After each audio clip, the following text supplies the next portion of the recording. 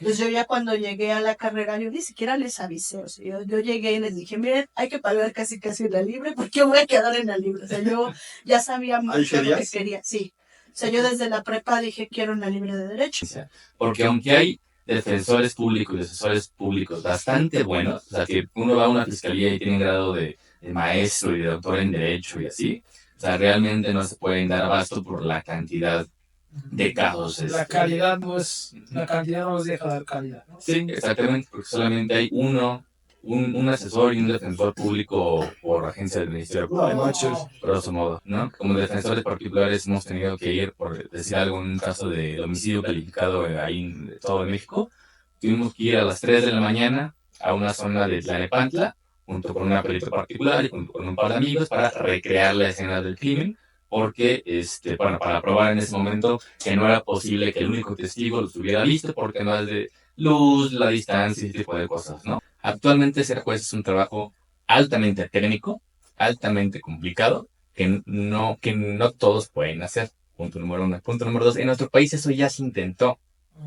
En los debates del constituyente de 1917, en la parte de la elección de jueces, se discutió, se puso a votación y se consideró que el mecanismo de elección popular no es el idóneo. Okay. ¿Por qué? Porque pues finalmente el juez va a responder a los intereses de quien lo propuso. Bienvenidos a su podcast, Abriendo el Ramo. Y pues comenzamos.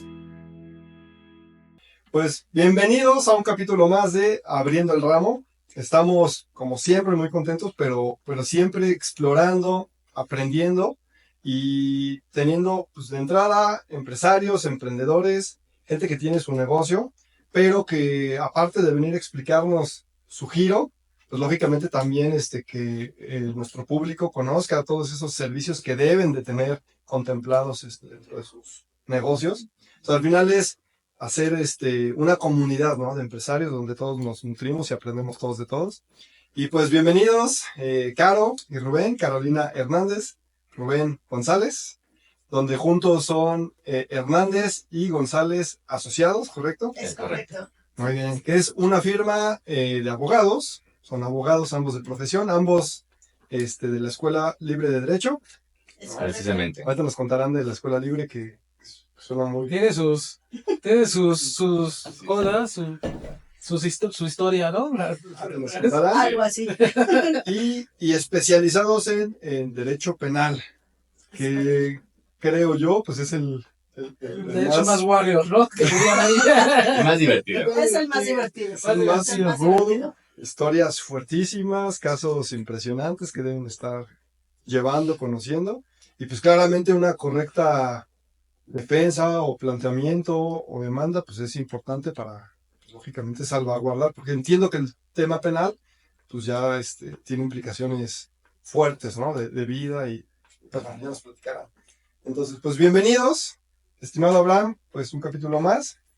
Comenzamos.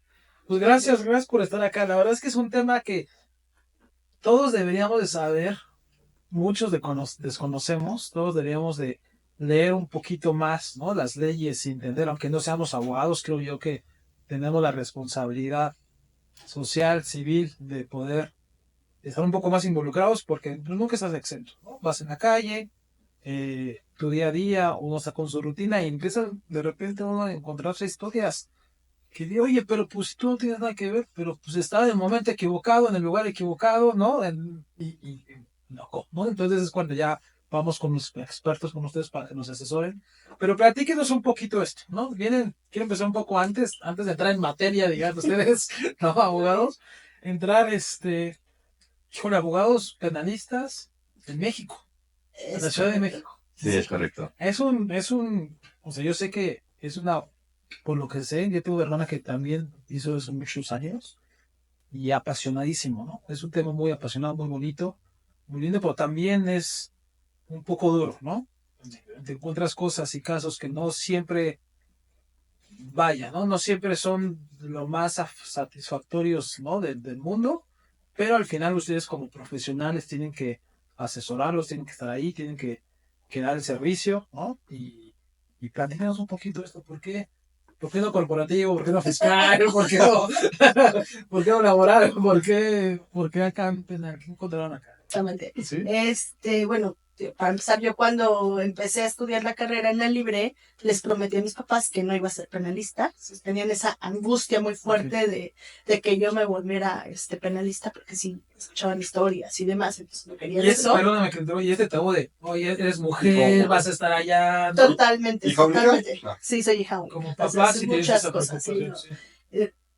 Sí, y bueno, ahí el tema también con mis papás, que creo que es bastante su culpa, a mí me hicieron muy independiente. Ok. Entonces yo ya cuando llegué a la carrera, yo ni siquiera les avisé, o sea, yo llegué y les dije, miren, hay que pagar casi la libre, porque yo me voy a quedar en la libre. O sea, yo ya sabía mucho lo que quería, sí. O sea, yo desde la prepa dije, quiero una libre de derecho, y ahí está. O sea, sí tenían ese miedo muy fuerte. Prometí que no iba a ser penalista, dije que iba a ser notaria. No me gustó. Trabajé un tiempo en una notaria como pasante y no. Haciendo actas, protocolizaciones, cosas. Pues, no, como pasante haces cosas más de calle, de estar recolectando firmas y cosas así, pero de todos modos no me gustaba ni el ambiente ni nada. O sea, realmente no me gustó mucho el tema. Saliendo de ahí, empecé en un despacho a litigar civil, mercantil. Eso sí me gustaba, el litigio me gustaba. Pero en poco tiempo uno de mis maestros me invita a trabajar en PGR. Y yo dije, yo en PGR, ¿qué voy a hacer? Si yo no sé ni penal, o sea, yo... Con la PGR, ¿no? Sí, no, era PGR y yo, no, ¿qué voy a hacer ahí? Me dice, no te preocupes, vamos al área de amparo, no pasa nada. Dije, bueno, pues vamos a probar ahí en PGR. Y en PGR pasó algo muy chistoso. A mí me gustaba mi carrera, pero cuando estuve en PGR, me enamoré realmente de mi carrera. Ahí fue como ver otro mundo. Campo ya. Sí, totalmente diferente. Me apasionó de una manera impresionante. O sea, sí encontré la verdadera pasión de mi carrera. Y dije, bueno, es que yo creo que sí. Qué bueno que la atiné. No solamente qué bueno que la atiné. O sea, sí me gustaba lo que hacía como litigante antes, pero ver ya otras cosas y ver el materia de amparo, que era donde estaba, pero empezar a ver delitos, pero empezar a ver temas de violación a derechos humanos, cosas así que a mí me apasionaron demasiado. O sea, realmente me clavé muchísimo. ¿Tú veías la integración de las carpetas? En una primer faceta en PGR no. Mucho tiempo estuve en el área de control de procesos de amparo, Okay. que es más bien como ver ya el final del proceso. Okay. En el amparo. Pero por azares del destino, después estuve en otra área ahí mismo, en esa fiscalía, y empecé a ver ya integración de averiguaciones previas, porque eran averiguaciones previas. Entonces que ahí empieza tu cierto sentido de investigación y cómo lo va a atacar y por aquí, Ajá, por allá, y exactamente. Está apasionante eso. Y después me pasé a la fiscalía especializada en delitos, que están en leyes especiales, que son delitos fiscales, financieros, Okay. un poquito más robusto. Y sí, saliendo de PGR dije, yo ya no sé hacer otra cosa. O sea, yo de aquí soy. De aquí soy, no me veo haciendo otra cosa. Y puse, inicié con la idea del despacho, poner el despacho. ¿Cuánto tiempo llevan con el despacho? Ya son 7 años, vamos a hacer 7 años. Ok, metamos un poquito al negocio. Un poquito antes. ¿Y tú, Rubén, cómo llegaste a...? Yo muy rápidamente, mi papá es penalista, mi mamá es abogada corporativa, pero, No, hombre, tú lo traes ahí. pero yo siempre precisamente crecí escuchando las historias de mi papá. En la SOP. Sí, porque él era igual de defensor de aquel entonces, cuando entonces AFI trabajaban mucho como con, para y contra ellos. Y ellos sí se dedicaban a levantarse a las 3 de la mañana, a atender detenidos, algún choque, algún homicidio, temas de policía y así, ¿no? Entonces, pues ya el camino fue un poquito más natural una vez entrada a la carrera. Claro, sí. No, sin la sopa traías ahí. ¿Y se conocieron en la Libre ustedes? Porque los dos son de la Libre, ¿no? Los dos somos de la Libre, la conocí en mi segundo trabajo, de hecho ella fue mi jefa. Ándale. Sí. Yo vi socios. Órale. Sí. Muy bien. Muy bien. Sí, qué bueno. ¿No? Buena estrategia. Oye, y hablemos un poquito del negocio. Quisieron emprender un despacho de abogados, ¿no? O sea, un despacho jurídico que realmente, para ser, 100% claros, una de las profesiones más demandadas son los abogados, ¿no? Hay muchos egresados hoy en día de la carrera y hay muchas escuelas y, bueno, que vamos a ver A ver si te hablamos un poco de la reforma y todas esas cosas, estaría bueno. Pero prácticamente hay muchos abogados. O sea, entiendo que hay muchas ramas y hay muchos despachos y aún así decidieron hacer un despacho que está siendo exitoso con todos los retos que eso conllevaba, ¿no? Porque pues, hacer un despacho en México no es cosa fácil, ¿no? O sea, es cosa fácil hacerlo, cosa complicada acreditarse, ¿no? Pero obviamente no es como vender un producto, ¿no? Se tiene que registrar el despacho. Ustedes tienen licencias, ¿no? Supongo, ¿no? Cédula, ¿no? No, como registro como tal, no. Sí tenemos cédula y más en materia penal no puedes litigar si no tienes cédula. Necesitas forzosamente tener cédula. No hay un registro como tal de despachos. Okay. No es como en Estados Unidos que está en la barra y que si tienes como que generar otro tipo de procesos. Aquí en México no. Creo que emprender cualquier tipo de negocios es para valientes. Cualquier emprendimiento es para valientes, eso es definitivamente. Yo cuando salgo de PGR pues tenía dos posibilidades, o buscar otra vez acomodarme en alguna dependencia pública, que no me encantaba la idea, o buscar un despacho privado a cual acomodarme.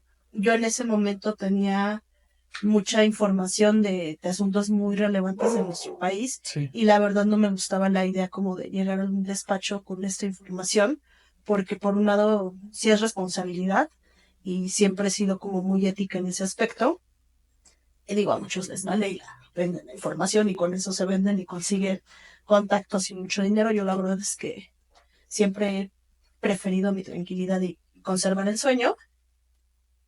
Entonces no era como mi ideal estar buscando en uno de estos despachos o firmas grandes, como tipo Sincero, Sí, como ser asociada. Sí, no me veía. Y ya estaba yo muy harta de los jefes también, o sea, digo, de PGR como en una cosa muy, muy rígida y muy como del ejército casi de lo que dice el jefe y los demás se callan en muchos aspectos. La verdad es que ya estaba un poquito harta también del sistema jerárquico. Y después de darme casi un año sabático, decidí que sería una buena idea poner el despacho. Y lo platicaron y dijeron, démosle. En un inicio empecé yo sola. Okay. O sea, empecé yo sola, para generar como el despacho. La verdad no sabía ni cómo se hacía. No supe. No sabía cómo se hacía. Después ya invité a Rubén a que participara conmigo. Y bueno, lo invité porque desde que lo conocí siempre supe bien el que era un excelente abogado y que de hecho lo ha demostrado con el paso del tiempo y ya después decidimos un año después generar ya, 2 años después ya generar Hernández y González Asociados. Pero digo, desde la perspectiva pura del emprendimiento, la verdad, como abogado, sí es complicado cuando lo pone uno y cuando no tiene una familia que le deje el despacho, porque, o sea, temas tan sencillos como cómo cobrar, sí, ¿no? Porque en la escuela, pues, todo el proceso, te ponen un caso, lo ves, pero dices, ¿cuánto le voy a cobrar? Porque pueden salir un montón de cosas bien, un montón de cosas mal, y hay muchas cosas inesperadas, ¿no? Cobras por completo, cobras por etapas, cobras por talitis, que es cobrar hasta el final, sí, ¿no? O la prospección de clientes, porque dentro del gremio siempre se ha visto mal el tema de andarse vendiendo mucho, como de andar buscando clientes, ¿no? Porque da esta cierta imagen, uno, de que pues no le está yendo bien a uno, y dos, de que se aprovechan de la miseria ajena, ¿no? Porque al final del día vivimos de conflictos, sí, sí, ¿no? Esa es la materia, ¿no? Uh-huh. Entonces, el andar buscando clientes activamente, pues, da una imagen como de estar cazando personas en problemas. Que la principal forma de atracar, de tener clientes ustedes es... De atacar. Que no.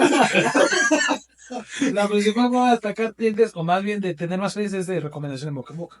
Sí, hemos tratado varias opciones como de marketing, digital, Facebook, videos, publicaciones y así, pero la verdad es que la más efectiva yo creo que siempre ha sido el boca en boca, porque cuando uno tiene un problema, pues no va a abrir Facebook a que le salga ahí un anuncio y va a decir, voy con ellos. No, va a ir con su amigo, con su papá, con su hermano, con su familia. Sí, como una comidita, oye, tenemos esta bronca, háblale a Rubén, háblale, ¿no? Sí. ¿No? Como te pasó un poco a ti, creo, ¿no? Sí, pues como dicen, ¿no? Siempre el médico, el abogado y el contador de cabecera, ¿no? Son los que tienes que tener el teléfono ahí para cualquier cosa. Sí. Y Bueno, y también un poco lo que han hecho, han estado en Milenio, ¿no? Dando ciertas participaciones en otros medios, y eso también ayuda mucho, ¿no? A esa cierta credibilidad, ¿no? De que se hagan ustedes y cierto renombre de la marca o del trabajo que hacen para poder tener más clientes. Cuéntenos de esta participación en Milenio. Bueno, es que eso derivó de un caso que llevamos. Normalmente en el despacho llevamos algunos casos a medio pro bono. Okay. Porque es... ¿Pro bono? ¿Qué es? de manera gratuita. Free. Nosotros hacemos... Tú no entras en caso pro bono. ¿Por qué no me dijeron? Dice Rafa. ¿Por qué no me dijeron? No, son asesorías que damos a ciertas personas que requieren de ayuda legal, sobre todo cuando pues los recursos no les dan, ¿no? Entonces llegamos a tener. Por lo regular son casos fuertes. Hace algunos años llevamos abuso sexual de un menor. Eso fue desde el lado de la víctima. Hasta ahora los casos pro bono que hemos llevado ha sido del lado de la víctima para ayudarlos con el Ministerio Público a poder integrar de manera adecuada una carpeta de investigación y un proceso, un juicio. Okay. Porque la realidad es que en nuestro país y sobre todo en el Estado de México, el Ministerio Público sí tiene muchas deficiencias al momento de integrar una carpeta de investigación. Digo, como defensa es muy bueno, porque al final del día pues, tenemos herramientas con cuales atacar al Ministerio Público, pero cuando vas del lado de la víctima, pues sí es un poco complicado, porque si tienes estas deficiencias por parte del Estado, no vas a tener una sentencia favorable. El caso de Milenio del que están hablando específicamente fue el caso de Carmen Sánchez, que fue víctima de violencia química, violencia ácida, ya que en su momento su expareja lamentablemente le aventó un líquido que destruyó gran parte de su cuerpo, no solamente de su rostro, sino de todo su cuerpo. O sea, es con dolo para no fue un accidente, ¿no? ¿Quién tiene ácido, no? Sí, totalmente, eso no fue un accidente.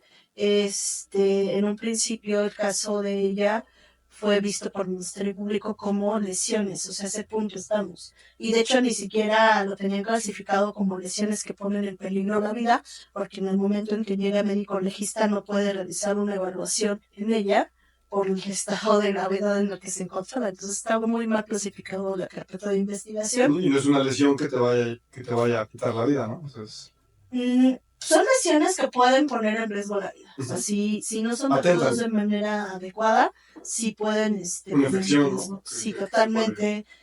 Infección o incluso la atención primaria. En nuestro país no tenemos, los hospitales no tienen el conocimiento, los hospitales públicos, para atacar de manera inmediata ese tipo de lesiones. Por ejemplo, yo no sabía que es muy malo como el tratar de echarle agua a la persona en ese momento. O sea, sí hay que tener cierto tratamiento, sin protocolo específico, para evitar que la piel se termine de lastimar como tal.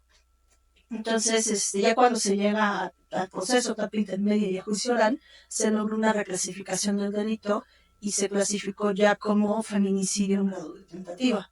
Porque es otra connotación totalmente diferente. Totalmente, porque ya no vas por una sentencia de 10 años, 11 años. O sea, si vas por una sentencia que sea como acorde a lo que ocurrió.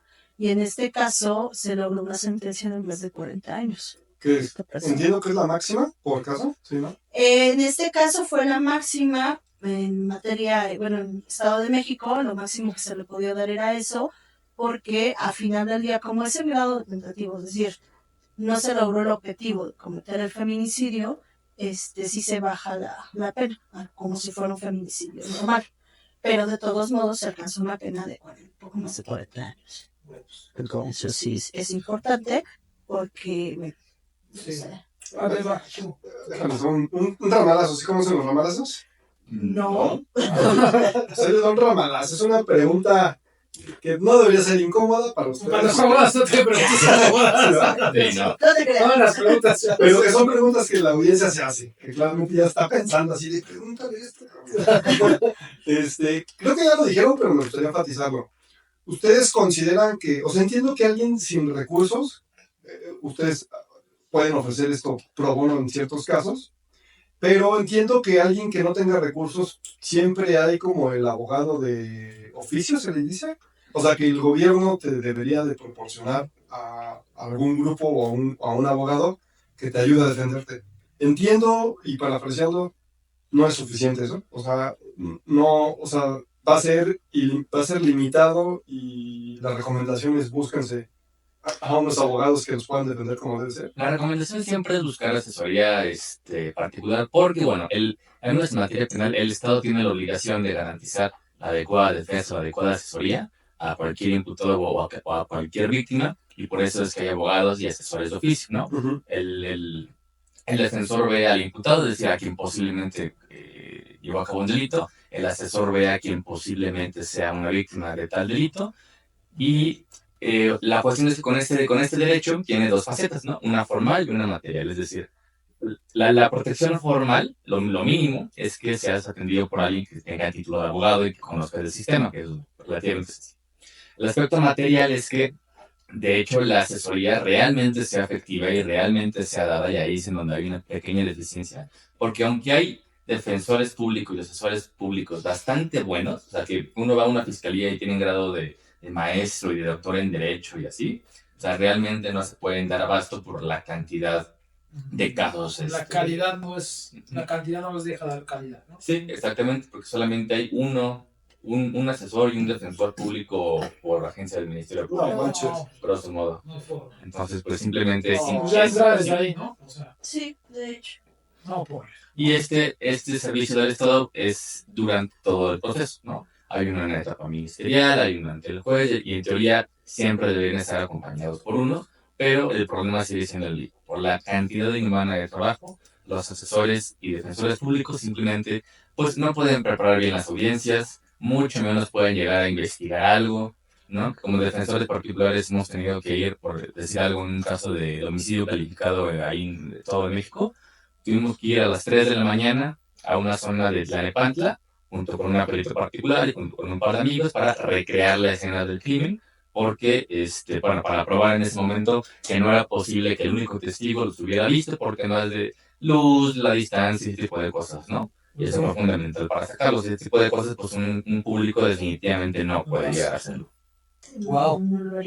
O sea, yo, a veces, perdona hacer esa analogía, ¿no? Pero a veces hay, como nos vamos en estas historias o en estas series de televisión de los abogados, que sobre todo en Estados Unidos, ¿no? Que vaya, que un abogado que está en el piso 51 al lado de la Torre Trump, ¿no? Que tiene el despacho super guau y los tres arman y empiezan a armar el asunto, ¿no? Empiezan a armar, oye, por acá ya hay, o sea, ¿a dónde voy? Es para poder llegar a una sentencia, ¿no? O para poder llegar a una resolución de cualquier que sea el asunto, ¿no? Siempre hay todo un proceso, ¿no? Y hay un proceso A, B, C, D, E, F, G para llegar tal vez a una Z, ¿no? Uh-huh. Pero yo he visto que, o me he dado cuenta un poco en estos asuntos que llevan, son temas penales, que nunca es lineal, ¿no? Que siempre es el 1, pero te vas por acá y mejor primero el 4 y después el 2 y después haces esto y después te regresas. Es como muy artesanal el tema, es todo un arte, ¿no? Entonces, no es como leo un libro, leo un proceso y primero tengo que ir aquí, después tengo que ir a esta ventanilla, después tengo que hablar con esta persona, ¿no? Que estaría ideal, ¿no? Que todo fuera un proceso muy lineal, pero no es aquí así. O sea, hay una chamba fuerte de armar, de investigar, y de ustedes con el conocimiento que tienen de leyes y con el conocimiento que tienen del sistema, que esa es otra, ¿no? Porque aunque sepas muy bien de leyes, ¿no? Si no sabes cómo funciona el sistema, va a estar muy difícil, ¿no? Que puedas ser exitoso en un asunto. Entonces, ¿cómo lidian con esto? ¿Cómo cada asunto es diferente? Aunque tengan, o sea, aunque la materialidad, no sé si está bien dicho, sea la misma, supongamos sea una violación y sea la misma, pero el asunto nunca se ataca igual, ¿no? ¿Cómo hacen esto? Es que definitivamente ningún asunto es igual, o sea, no es como en materia civil o familiar, que si vas por una guardia y custodia en un divorcio, pues ya sabes, ¿no? Presentar tu demanda, tu convenio y sabes que, pues, más o menos cómo van a quedar las visitas o una guardia y custodia. Ya sabes, el 1, 2, 3, ¿no? El 1, 2, 3, exactamente. En materia penal lo que nosotros vemos son hechos, o sea, más que si es un tema jurídico, es saber si existe o no un delito, pero lo que nosotros tenemos ante nosotros son hechos que posiblemente son constitutivos de un delito. Y entonces tenemos que armar toda una estrategia dependiendo de cada circunstancia para ver cómo podemos defenderlo. No todos los casos se defienden de la misma manera.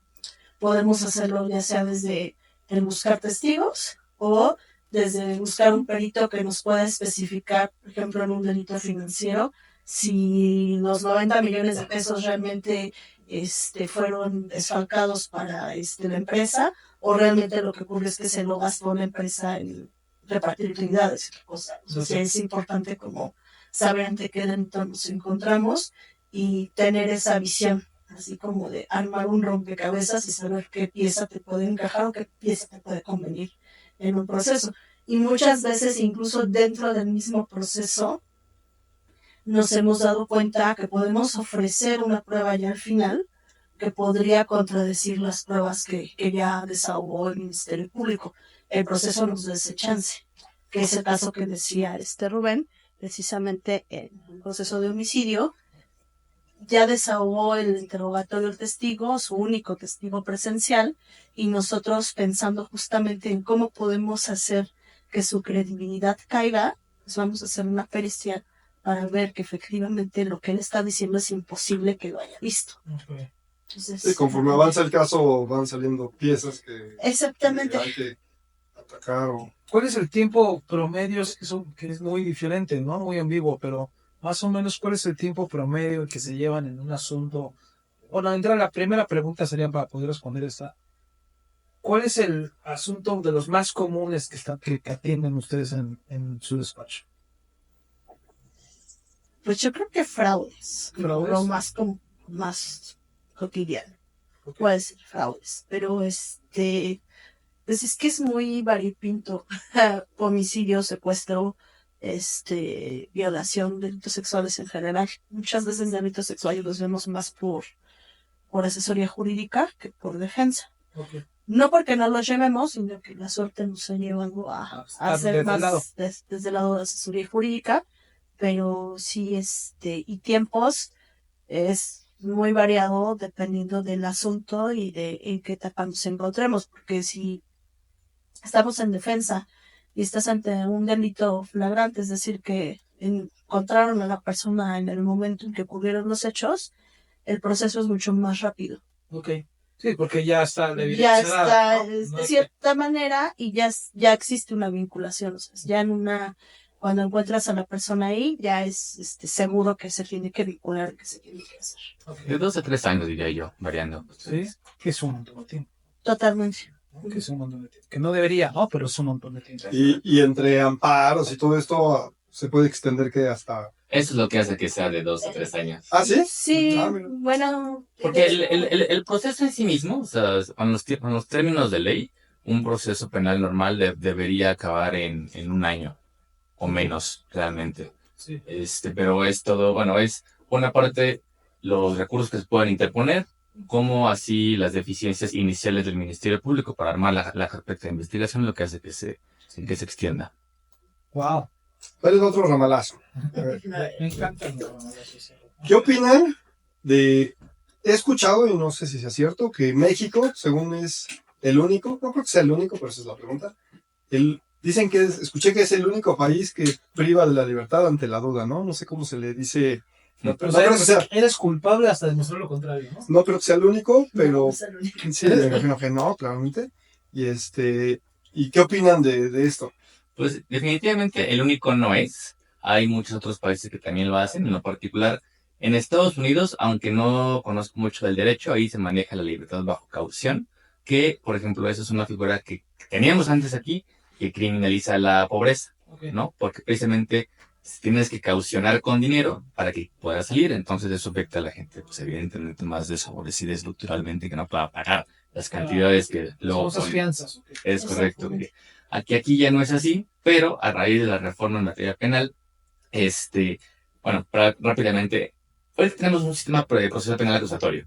Antes estaba el sistema tradicional o mixto o inquisitivo, ¿no? En el anterior sistema, una vez que se llegaba con el juez solo tenía 3 opciones, que es auto de libertad por falta de elementos para procesar, auto De formal prisión. de formal prisión y Sujeción a de proceso. sujeción a proceso. El más usado era el de auto de formal prisión, que eso implicaba que ibas a la cárcel. Directito. Directo. El otro era te dejo libre por falta de pruebas, Ajá. entendí. ¿Y el tercero qué era? Es un auto para delitos no graves, ¿no? Que eran los menos. O sea, ¿pero eso qué es? ¿Fianza o qué? No, te sujetaban a proceso, te dejaban en libertad, pero sí con una cierta caución, con una cierta fianza, pero sí eran delitos muy específicos, muy contados. O sea, no graves, digamos. Pues... No graves y pocos en número. O sea, haz de cuenta, de 100 delitos, 10 eran no graves y el resto era a la cárcel, ¿no?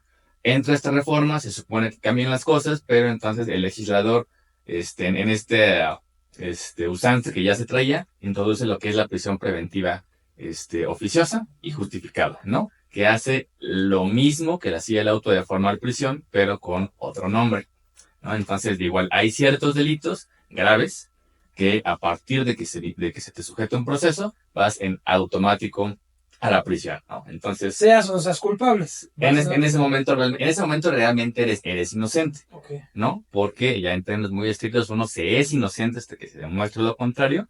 Entonces no es una presunción de presumo que eres o no saber, no, eres inocente hasta que no se te demuestre, ¿no? Y siendo inocente se te manda a prisión por estos 2-3 años que te había comentado. Pues si eres, te guardo, ¿no?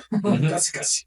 Y con las mismas condiciones que alguien que ya es prisionero, O sea, te vas con la con población. los mismos. En estricto sentido deberías, bueno, hay distintos centros para sentenciados que para los que están en prisión preventiva, pero vamos, o sea, es básicamente la misma cosa. Si se entra, por ejemplo, al penal del Oriente, que es al que más he ido, la verdad parece un mercado. O sea, están todos libres, están todos, o sea, vaya, ofrecen papitas, refresco, o sea... Sí, es una comodidad ahí. Sí. Totalmente, sí, realmente. Y ya no cabe, ¿no? Tampoco. ¿El del Oriente dónde está?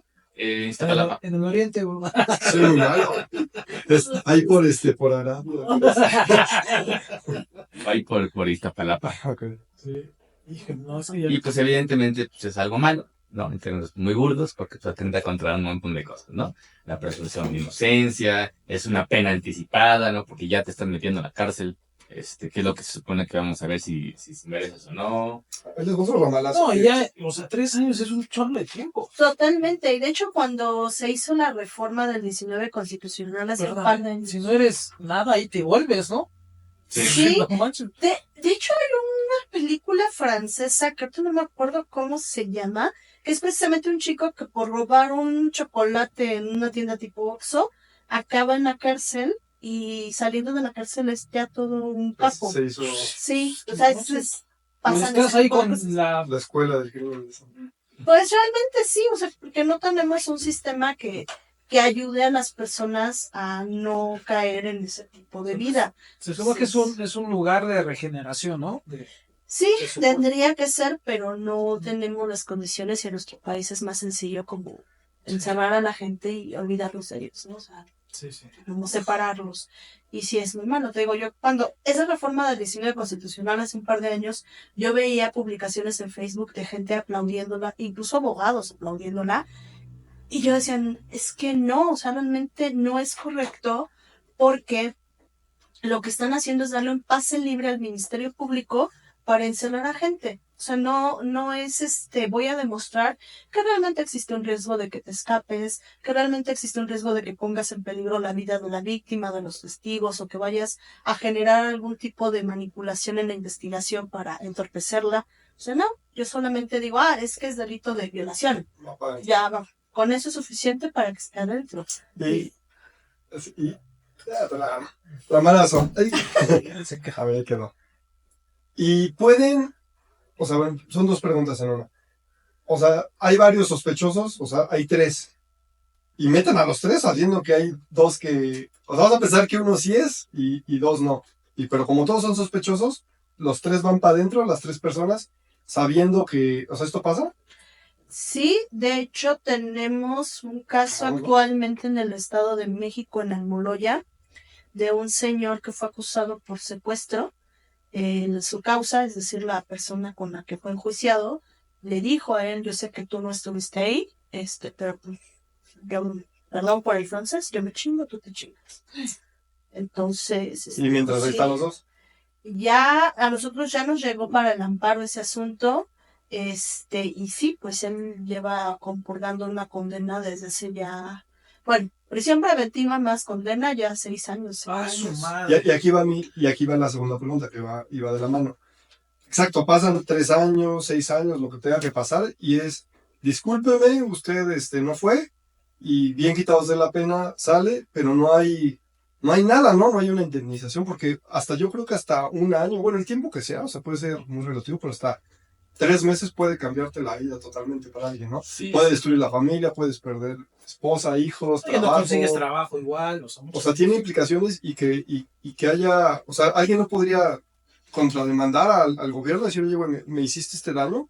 No realmente. De hecho, esa sí, esa ya es opinión personal mía. Si hay una desigualdad en nuestro país entre las personas imputadas de un posible hecho delictivo y las posibles víctimas, ¿no? Claro. Porque, digo, al final del proceso, si se comprueba el delito, una víctima tiene derecho a la reparación del daño, que son muchas cosas, pero primeramente es el tema monetario, ¿no? Si el sentenciado no puede pagarlo, el Estado tiene un fondo de la Comisión de Víctimas, que hay una comisión nacional y una comisión estatal, que en principio deberían de pagar la reparación del daño a la víctima. Cosa que no pasa. Cosa que difícilmente pasa. O sea, he conocido asuntos en donde la propia autoridad recurre o intenta irse el amparo para no pagar.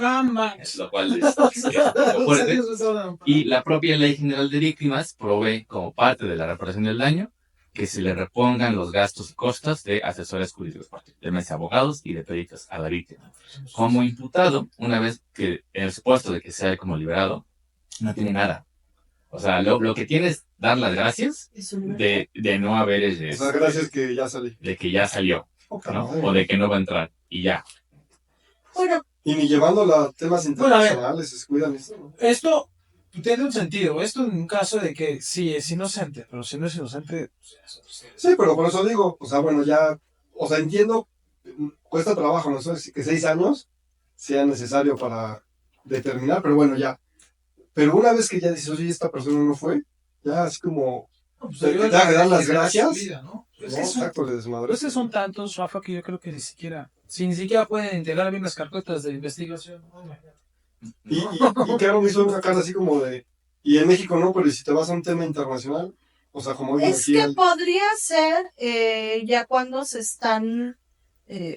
cuando se prueba que hay violaciones a derechos humanos. Digo, en nuestro país ha habido muchos casos en los que se ha demostrado que incluso la persona que fue detenida sufrió tortura y sufrió ciertas violaciones a derechos humanos, donde ya la familia se puede ir a la Comisión Interamericana de Derechos Humanos, a la Corte Interamericana de Derechos Humanos, y ya se generan ciertas sanciones precisamente por este tipo de situaciones. Pero pues estás hablando de cuestiones muy excepcionales. Sí, decirte o sea, qué difícil es irte contra el gobierno, ¿no? Pero es que sí, imagínate una familia que está en un poblado de Tlaxcala que es limitado, ¿no? Su conocimiento con esto. Sí, no, que te pagan al abogado que también tiene cierta limitación, ¿no? Es complicadísimo, ¿no? Pues sí, pero hay despachos especializados en litigar en la corte, ¿eh? Y los despachos especializados en litigar en la corte ganan este tipo de casos, sí, porque realmente son los que, o sea, a lo que voy es, no van a detener al hijo de un empresario y a violarle sus derechos, realmente eso no pasa.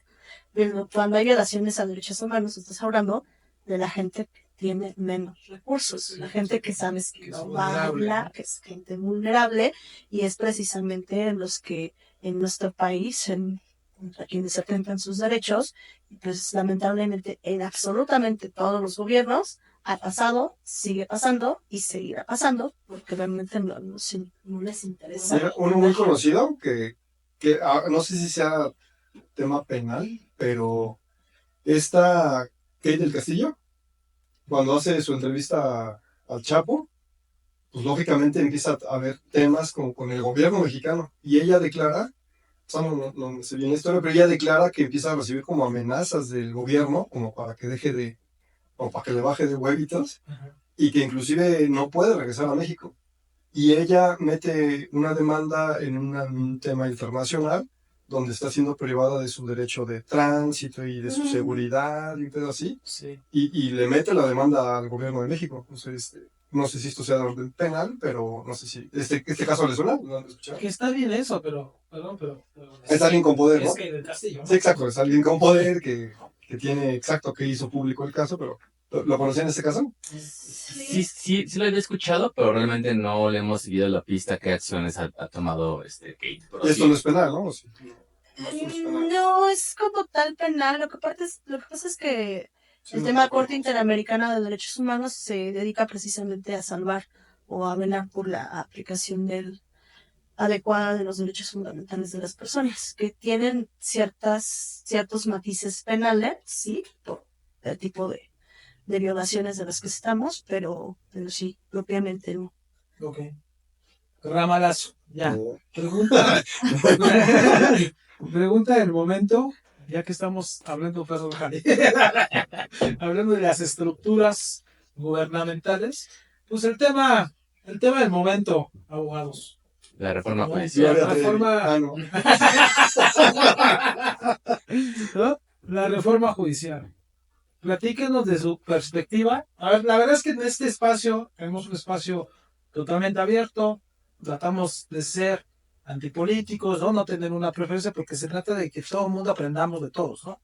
Pero es muy bueno conocer la opinión de gente, de profesionales que el día a día está con eso, se está enfrentando con eso, ¿no? Y que está en la trinchera, ¿no? Para nosotros es muy valioso poder saber su opinión respecto de esta reforma. Tenemos, como todo el mundo lo que sabemos, unos están a favor, otros están en contra, otros dicen que es una aberración, otros dicen que lo nos puede pasar. Oh, pero pues, dependiendo quién lo está diciendo, ¿no? También, aquí me conviene. Entonces, ustedes que realmente ven a los jueces todos los días, que están con asuntos, que están en los trancazos, ¿no? ¿Cómo ven esto? Pues mira, en términos generales, porque es un tema altamente técnico, Sí. bueno, yo en lo particular lo veo inconveniente. Nos preparamos, ¿eh? Sí, somos el extra previo. En términos generales lo veo inconveniente porque el tema en lo particular de la selección de vaya, o sea, en un estado hay y ha habido y habrá tres poderes: el ejecutivo, el legislativo y el judicial, ¿no? Y en el sentido más puro del republicanismo, o sea, tiene que haber una división. O sea, Sí. los tres poderes no pueden estar reunidos en una sola persona o controlados por la misma persona. No puede ser juez y parte, el famoso dicho, ¿no? Es correcto, porque el chiste es que se revisen constantemente entre ellos. Sí. Ahora bien, la elección popular de jueces como mecanismo para la elección de los mismos es algo que ya ha pasado, ¿no? O sea, hubo una etapa en el mundo en donde los jueces eran elegidos de manera popular, ¿no? Si nos vamos históricamente de por qué eran elegidos popularmente, porque no se consideraba que hacía falta mucho conocimiento para ser juez, ¿no? En estos tiempos en donde estaba esto de que el juez era la boca de la ley, donde lo único que había que hacer era la estricta aplicación de la ley, que era leer el código y aplicarlo. Como llevar la fórmula, ¿no? Ajá, pues solamente hacía falta que supiera leer y ya, ¿no? Por eso podían ser electos popularmente. Actualmente ser juez es un trabajo altamente técnico, altamente complicado, que no todos pueden hacer. Punto número 1. Punto número 2, en nuestro país eso ya se intentó.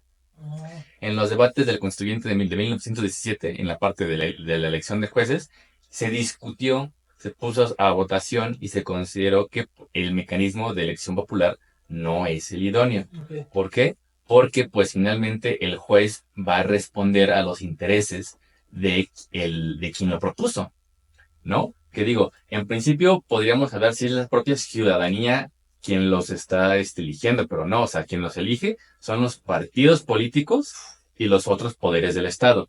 Entonces, ni siquiera respondería a un interés del elector, sino a un interés de partido. Sí. Y cuando la mayoría de los escaños o de los poderes públicos están ocupados por personas que son afines a un mismo partido político, ahí es en donde se pone, o sea, en duda tan siquiera este espíritu de democratización que trae. Los intereses ya son totalmente diferentes.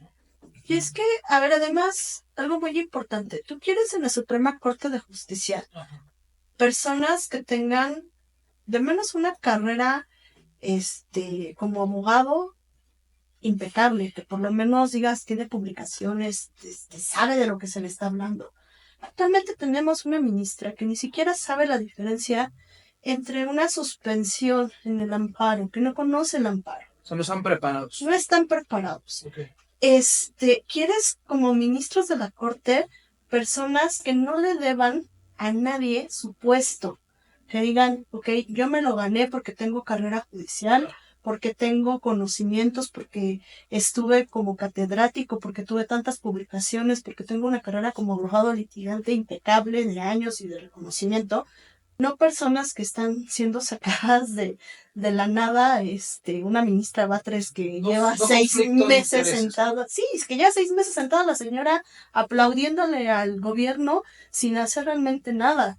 Y peor aún, la señora trajo a un que era un español, que no sé si era juez o qué diablos, para, según ella, aplaudiera también las reformas judiciales. Y cuando le hacen esa pregunta a este señor español de qué pensaba de lo que estaba pasando en nuestro país, pues precisamente señaló lo que dice Rubén. Es impensable que en la actualidad tengamos jueces por elección. ¿Por qué? Porque no le deben nada al pueblo, le deben al partido que los está poniendo. Y simplemente nuestro actual fiscal general de justicia de la Ciudad de México sacó su título en 3 días. ¿Quieren jueces que saquen su título en 3 días de cualquier escuela, Patito? ¿O personas que están preparadas? Sí, yo creo que esa es la principal diferencia. Creo que la verdad dos coincido. Bueno, yo personalmente coincido. Una, conflicto de intereses, tal cual, que yo creo que va a haber demasiado, porque la gente que va a estar ahí obviamente va a estar puesta, ¿no? Y esto no está escrito, pero es evidente, ¿no? O sea, la gente que va a estar ahí va a estar puesta. Y la otra es de que la gente preparada. Yo creo que sí, para ser juez, yo tengo cercanía ahí con, o sea, entiendo un poco la figura, ¿no? Y la capacidad que tienen, y pues, no es cualquier cosa. La verdad es que no cualquier abogado creo que puede ser juez, ¿no? Es correcto. ¿no? Como no cualquier doctor puede ser cirujano, ¿no? O sea, es un poco por ahí, ¿no? Entonces, sí, pues a ver qué nos toca, a ver qué nos depara. Ojalá se pueda acomodar esto para bien de todos. Pero, Qué triste. Sí. O sea, hay otro ramalazo que va. Gracias por su opinión. Sí. ¿No? Va de la mano, ¿eh? O sea, de hecho, he escuchado muy poco. O sea, lo leí por ahí o lo escuché, pero muy poco. O sea, mejor una publicación y me hizo un foco muy rojo y me gustaría tal vez hasta detonar el que la gente esté atenta a esto. Y bueno, pero primero validarlo con ustedes. Y la pregunta es, dado que, o sea, entiendo que este partido y en general todos los partidos, pues buscan eficientar la recaudación de impuestos. Y me voy a este tema porque ustedes también llevan temas fiscales. Y sé que el tema fiscal es un tema penal. Entonces aquí es donde todo empieza a hacerme ruido en la cabeza. Pensando malamente o acertadamente, no lo sé, o sea, que un partido quiera recaudar mucho más y que dada la recaudación fiscal es un tema penal y dado que alguien que sea presunto culpable puedes privarlo ya de la libertad, ¿ven viable o creen que haya una estrategia de no pagas si no hay una desviación en tus impuestos del índole que sea pequeña, grande, fuerte, sea te guardo con la intención de pagar? Bueno, es que eso ha pasado desde siempre. O sea, pero es que antes, perdón por interrumpirte, pero antes Juan Gabriel no lo encarcelaron, ¿no? Todos los artistas, o sea, a ese punto, o sea, antes te llegaba tu citatorio y como que platiquemos, revisemos. O sea, mi punto es que creen que sea el punto ya de platicamos guardadito. Pues es que, o sea, realmente siempre ha existido esto. Lo que pasa es que hay gobiernos que son más templados y no vas a meter a Juan Gabriel a la cárcel porque se te echa encima todo México. O sea, sí. Todas las mamás del mundo. O sea, saben con quién, ¿no? O sea, saben con quién sí, con quién no. O sea, sí hay figuras a las cuales no les vas a pegar. Simplemente este gobierno, con todo lo que hizo y demás, nunca quiso meter a la cárcel, que pudo haberlo hecho a Salinas Pliego. Exacto. O sea, saben con quién meterse. Pero con esto de la reforma, ¿creen que fallaban? O sea, ¿creen que hay un cambio más agresivo? No, el proceso como tal de los delitos fiscales, no se ha tocado en gran medida en cuanto al proceso de primero voy contigo, reviso cómo están tus finanzas, cómo estás tú, te voy a pagar, auditoría y vamos viendo, ¿no? Y también siempre ha existido este proceso como por debajo del agua con los grandes contribuyentes de no me suenan tus cuentas, te inicio proceso penal desde ahorita. Pero aún así te dan garantía de audiencia antes de meterte en la cárcel y demás. O sea, sí tienen cierto... una forma de presionar para Ajá. que, ¿no? Okay. La reforma relevante que sí se hizo en este periodo fue muy al inicio del gobierno pasado, ¿no?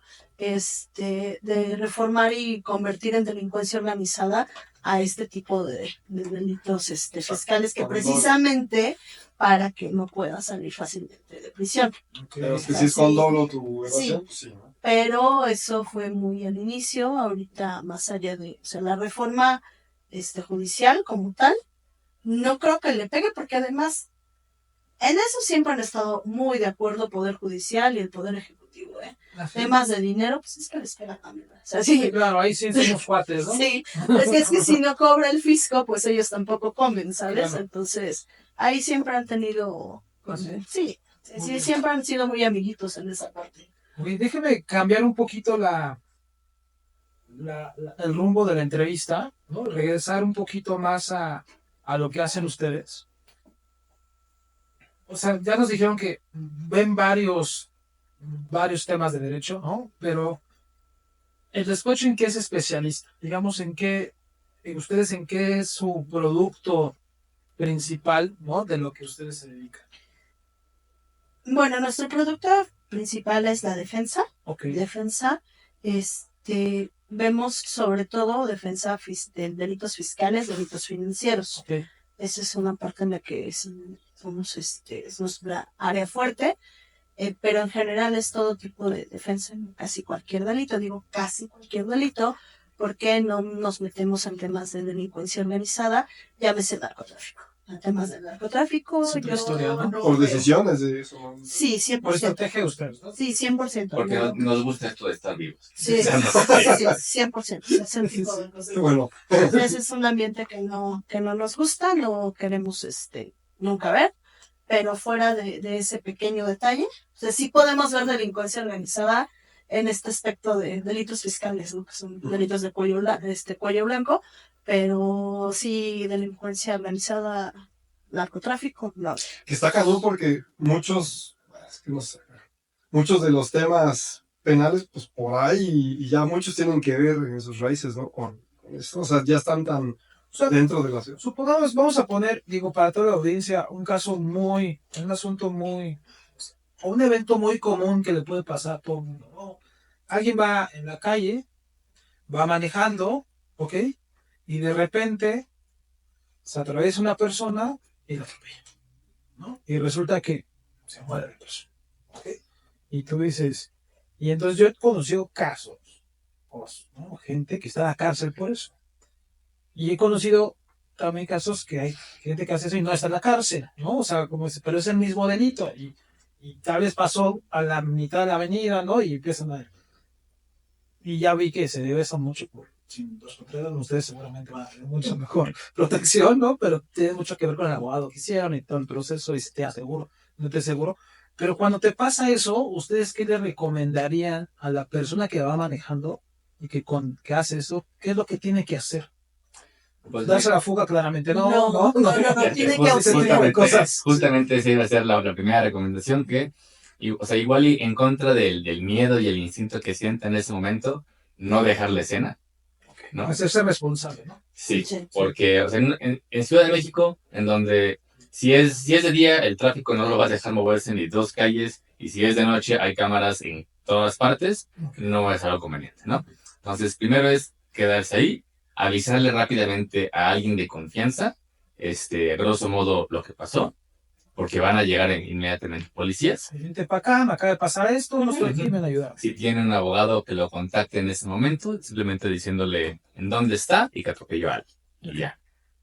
Y que auxilie a la víctima, Okay. ¿no? Que vaya a ver si está bien, vaya a ver si está vivo, vaya a ver si está algo roto, ¿no? Entre las posibilidades, incluso tal vez llamar a la ambulancia, 911, para que venga una ambulancia. ¿Por qué? Porque la diferencia que puede hacer es si para las autoridades es doloso o culposo, ¿no? Si quisiste atropellarlo o lo atropellaste por accidente, ¿no?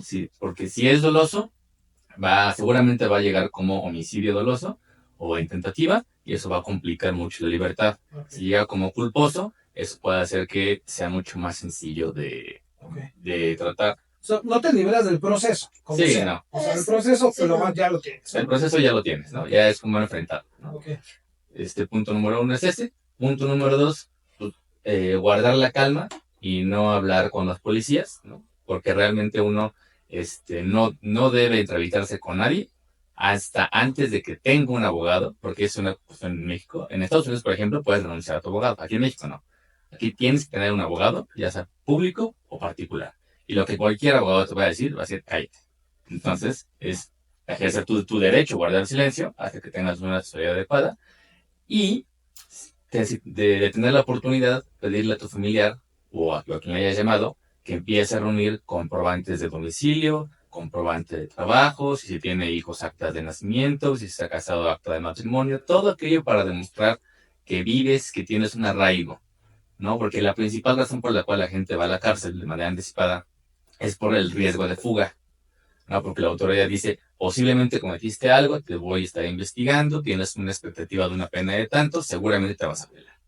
Entonces, lo que hay que demostrarle al juez, porque seguramente acabará con un juez, es que no hay razón por la cual tú te irías. ¿Por qué? Porque estudias, porque tienes familia, porque tienes trabajo. Negocios, lo que sea.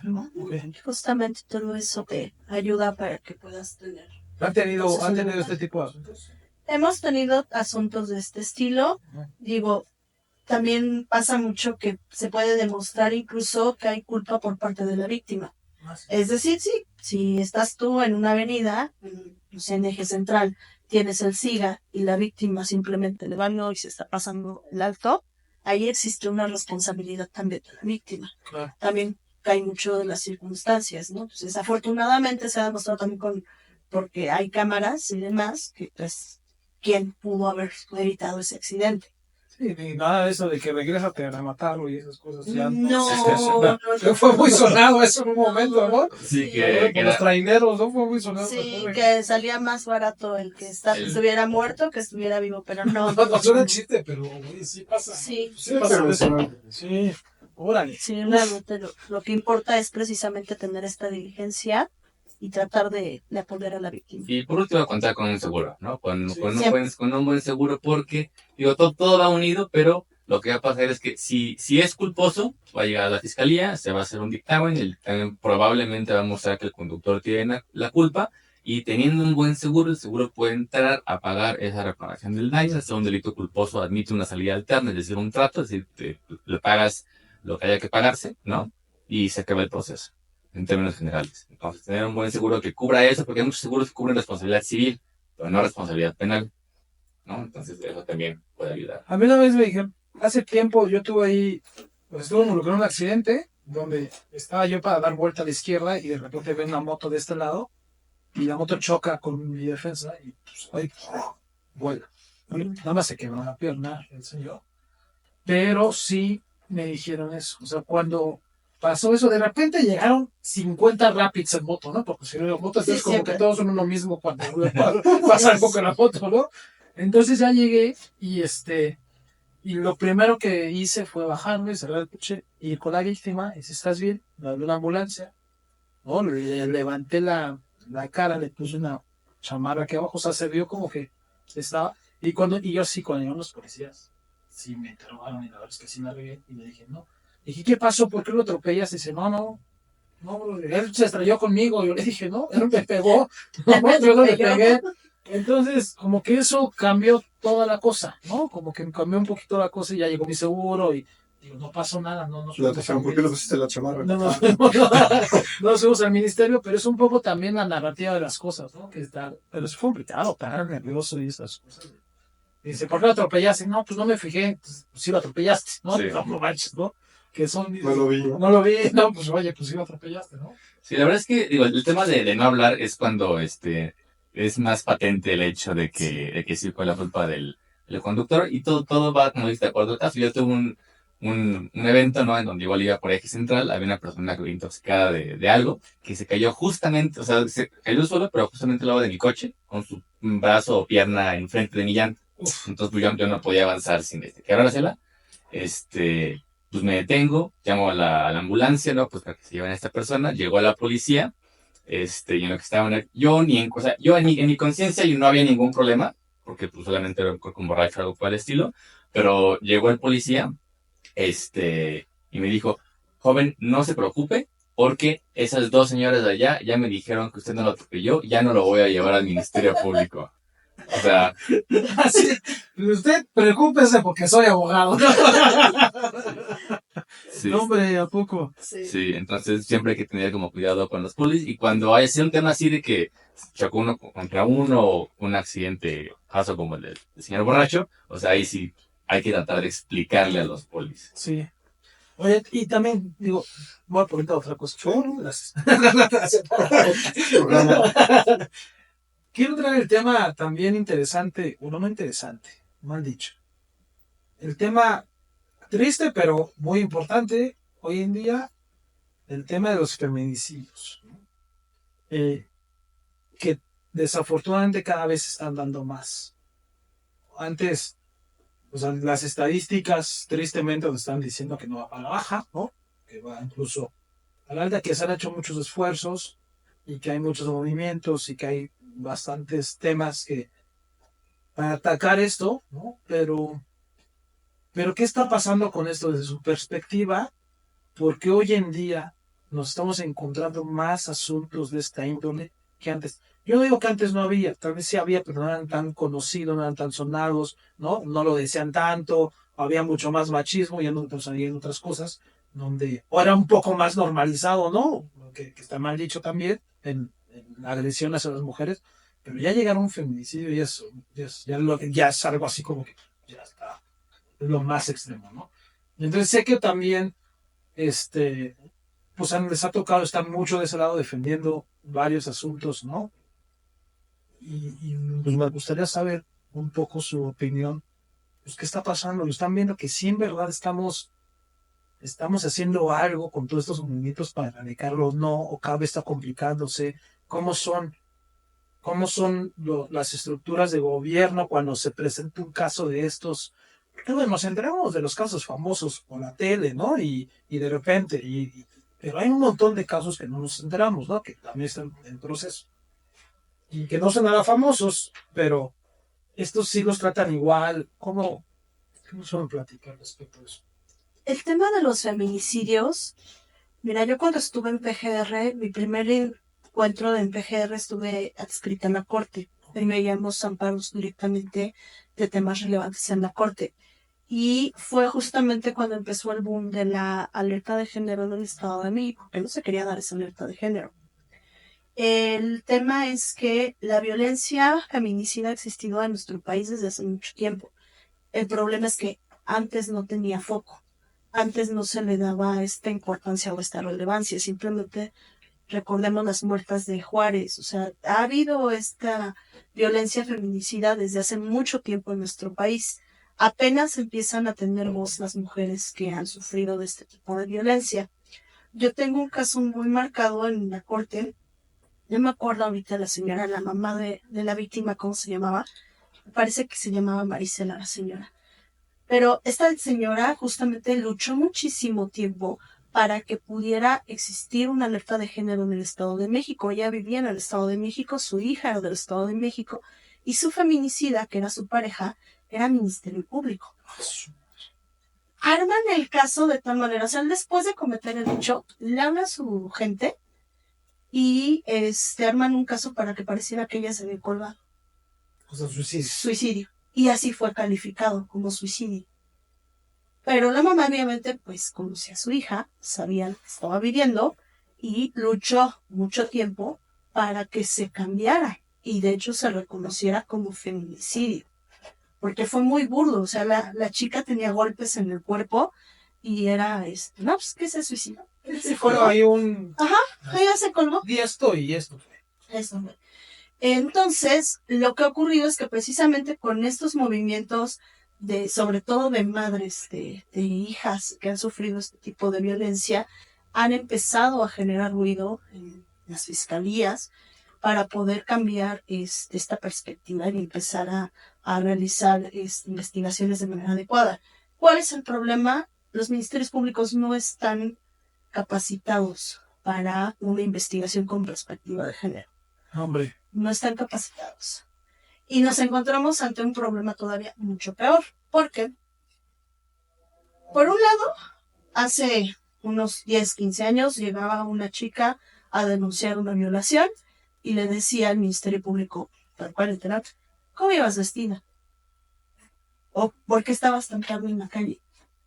¿Cuántas te tomaste? O sea, son preguntas que no son acordes. O sea, no importa cómo me vista, no importa cuánto tome y no importa qué hora yo salga. Yo tengo que estar segura. O sea, no es posible que si digo no para la persona que me está agrediendo, sea un sí, ¿no? Se empieza a cambiar esta perspectiva y a tratar de hacer una investigación con perspectiva de género. Sin embargo, como no están capacitados, no entienden lo que es hacer una investigación con perspectiva de género, están realizando investigaciones del otro lado. Es decir, si ella dice que tú la atacaste, que tú eres hombre y eres mujer, pues seguramente es cierto. Órale. Y nos estamos yendo al otro extremo. Que eso no es juzgar con perspectiva de género. Eso es totalmente... Sí, o sea, como que dices y te vas, ¿no? Luego y no es posible, eso tampoco es una opción. Sí. Tienes que hacer las preguntas adecuadas, tienes que tratar a la víctima con respeto, generar las preguntas que son adecuadas y llevarla con las personas con atención psicológica y física que sea adecuada, sin prejuzgar lo que ella te está diciendo. Bueno, pues yo creo que este tema nos da para otro programa. Lamentablemente estamos ya cortos de tiempo, pero nos encantaría, si es posible, hacer un segundo capítulo. Claro que sí. Porque este es un tema totalmente que da para algo. Y ustedes, vaya, les saben muy antes, ¿no? Entonces, Sí. Pues encantados. ¿Dónde los podemos encontrar? Redes sociales, página de internet.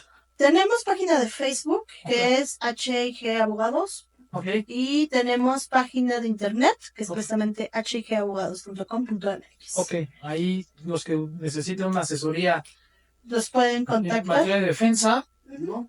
Son los expertos. Entonces, por favor, búsquenlos.